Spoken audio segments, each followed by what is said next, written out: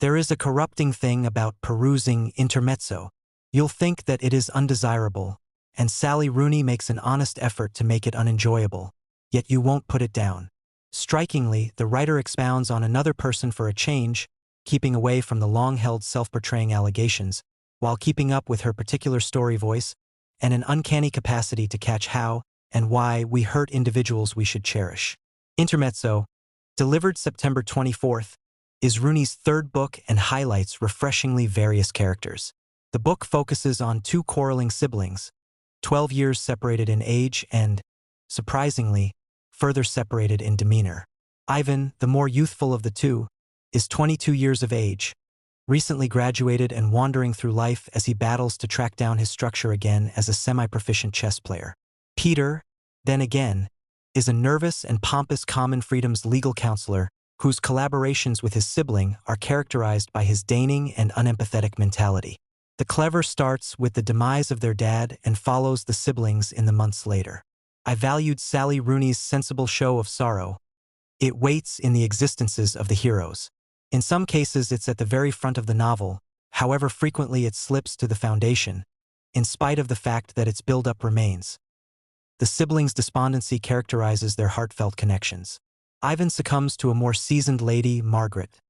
He encounters an adoration he's never felt yet yearned for horrendously, particularly in the outcome of his father's memorial service. Peter is conflicted between two ladies, his ex Margaret, whom he plainly still loves, yet can't get physically involved with because of her ongoing ailments, and Naomi, a lot more youthful lady. Our impression of Peter is obfuscated further on account of Naomi's sex work. Rooney welcomes the peruser to pass judgment on Peter and the moral ambiguities that characterize his relationship with Naomi. He routinely sends her cash, yet the relationship is introduced according to Peter's point of view as something beyond value-based. One's distress with Peter's relationship is elevated considerably more as a result of the realistic simulated intercourses in the book. At the point when Ivan and Margaret have intercourse, it's introduced as a natural and abnormal articulation of affection. This isn't true, be that as it may, when Peter and Naomi engage in sexual relations.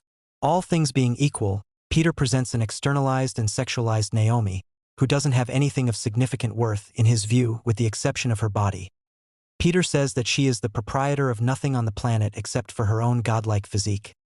Rooney composes, besides, we are continually reminded that Naomi participates in sex work while going to school. Peter regularly ponders different men in her day-to-day existence, and it's difficult to shake the inclination that Peter is exploiting a whole lot more youthful young lady who is monetarily reliant upon him.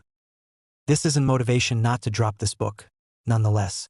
One of Rooney's gifts is her composing skill to ignite awkward discussions with its clueless perusers, who might be sure, possibly by mistake, that they are about to partake in a basic romance book.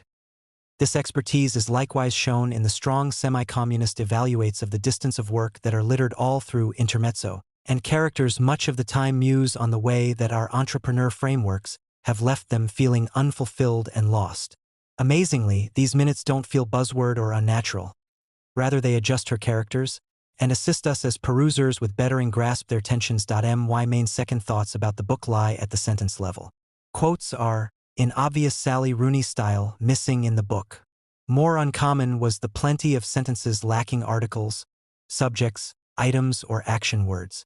I suspect that Rooney was attempting to all the more likely decipher her personality's inside discourses and catch the disconnected idea of their viewpoints. Tragically, in any case, this came to the detriment of the understanding experience. It was jostling being compelled to pause and rehash a sentence to make out the thing was being composed at an intermezzo.